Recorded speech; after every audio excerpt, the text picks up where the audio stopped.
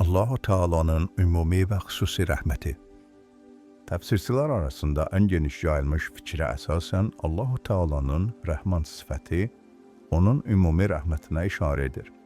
Dost yaxud düşmən, mömin yaxud kafir, yaxşı yaxud pis, insan olmasından asılı olmayaraq, hamı Allahın bu rəhmət sifətindən faydalanır. Rəhim sifəti isə Allah-u Teala'nın xüsusi rəhmətinə işarə edir. Bundan yalnız onun əməli salih bəndələri faydalanır. Çünki onlar iman və yaxşı əməl nəticəsində pis insanların faydalana bilmədiyi xüsusi rəhmətdən bəhrələnmək hüququ qazanıblar. Bunu yalnız onunla əsaslandıra bilərik ki, Quranda gördüyümüz kimi, rəhman sifəti Quranın hansı ayəsində işlənibsə, orada mütləq şəkildə verilmişdir.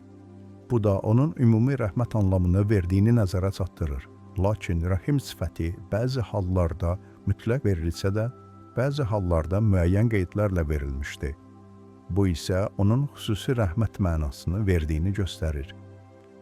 Ümumi mənada işlədilməsinə Fatihə surəsini, xüsusi mənada işlədilməsinə isə o möminlərə qarşı hər zaman mehriban olmuşdur. Əhzab surəsi 43-cü ayə. Misal göstərmək olar. Daha çox insan faydalansın deyə bu videonu bəyən və yadda saxla.